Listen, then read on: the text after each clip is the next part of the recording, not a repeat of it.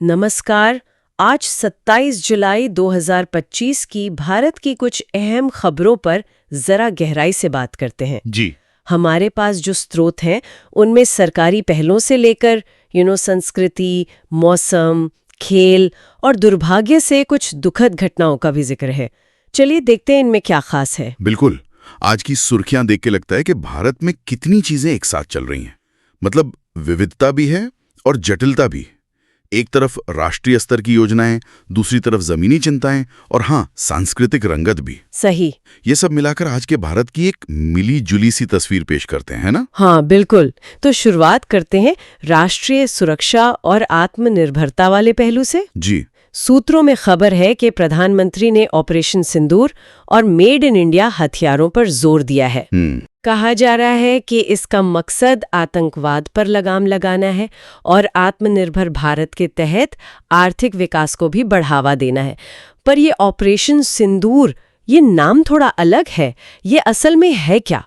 मतलब इसका जमीनी स्तर पर क्या मायने हो सकता है? देखिए, स्रोत इसके बारे में बहुत ज्यादा ब्यौरा तो नहीं दे रहे हैं। मतलब ऑपरेशन सिंदूर के स्पेसिफिक्स नहीं है, लेकिन हाँ, इसे आतंकवाद निरोध और जो हमारी स्वदेशी रक्षा क्षमताएं हैं उनको बढ़ावा देने की एक बड़े फ्रेमवर्क में रखा जा रहा है। अच्छा। और मेड इन इंडिया हथियारों पर जोर देना, ये सिर्फ आप कह सकते हैं सामरिक स्वायत्तता या स्ट्रेटेजिक ऑटोनॉमी की बात नहीं है। हाँ। ये असल में रक्षा उद्योग में रोजगार पैदा करना, तकनीक का विकास करना इस पूरी कोशिश का हिस्सा है, जैसा कि आत्मनिर्भर भारत का लक्ष्य है। अच्छा, तो ये उस बड़ी तस्वीर का हिस्सा है। जी हाँ। और इसी कड़ी में अगर हम पर्यावरण की तरफ देखें तो उत्तर प्रदेश में एक गोपाल वन पहल शुरू हुई है। गोपाल वन? हाँ, ये मथुरा में जो गौशालाएं हैं उनके आसपास मॉनसून के मौसम में पेड़ लगाने का एक अभियान है। अरे वाह। तो इसका उद्देश्य दोहरा है।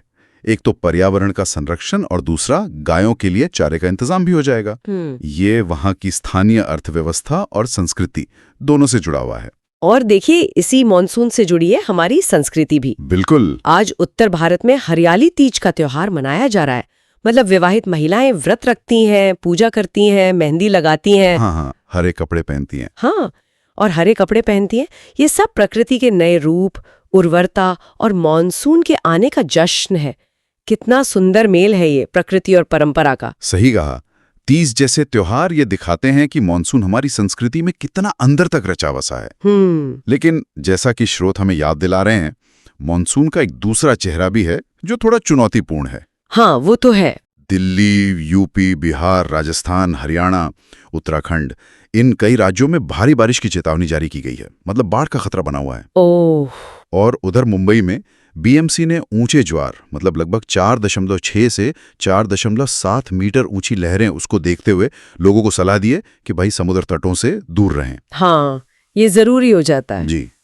ये दिखाता है कि उत्सव तो ठीक है, पर साथ साथ हमें मौसम के जो खतरे हैं उनके लिए भी कितना अलर्ट रहना पड़ता है। सही बात है।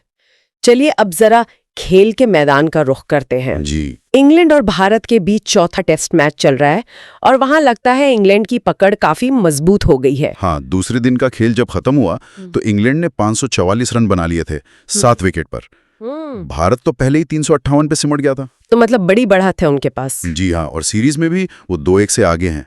तो इस मैच में उनकी स्थिति काफी मजबूत लग रही है। और इसी मैच में जो रूट ने एक बड़ा रिकॉर्ड भी बनाया है ना? हाँ बिल्कुल। जो रूट अब टेस्ट क्रिकेट के इतिहास में दूसरे सबसे ज्यादा रन बनाने वाले बल्लेबाज बन गए, सचिन तेंदुलकर के बाद। अरे वाह। हाँ, तो ये जो व्यक्तिगत उपलब्धियां होती हैं ये भी खेल को और रोमांचक बना देती हैं। सही। लेकिन सिर्फ क्रिकेट ही नहीं, डिजिटल दुनिया में भी कुछ हलचल है। अच्छा, क्या है? सूत्रों के मुताबिक एक गेम है फ्री फायर मैक्स। उस पर शायद पहले बैन लगा था। हाँ, लगा था। तो अब free fire max India cup 2025 की वापसी हुई है और प्राइज पूल भी काफी बड़ा है, 1 करोड़ रुपए का। 1 करोड़ रुपए ई स्पोर्ट्स में। हाँ, और इसके क्वालिफायर्स कर यानी 26 जुलाई से शुरू भी हो गए हैं। अच्छा, ये तो दिखाता है कि भारत का जो गेमिंग बाजार है वो कितना तेजी से बढ़ रहा है। मतलब प्रतिबंधों के बावजूद इतनी बड़ी वापसी और इतना बड़ा प्राइज पूल, ये काफी दिलचस्प है। हाँ, ये तो हुई खेल और डिजिटल दुनिया की बातें। लेकिन आज की तारीख में कुछ बेहद दुखद खबरें भी हैं। हाँ। राजस्थान के पिपलोदी गांव से एक बहुत ही दर्दनाक खबर आई है।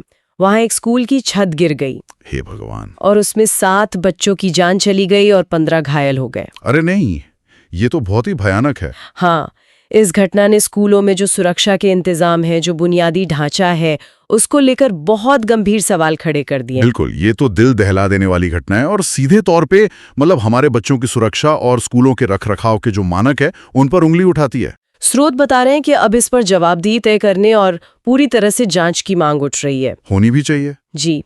और इसी तरह की एक और चिंताजनक घटना पुणे मुंबई एक्सप्रेसवे पर हुई। वहां क्या हुआ?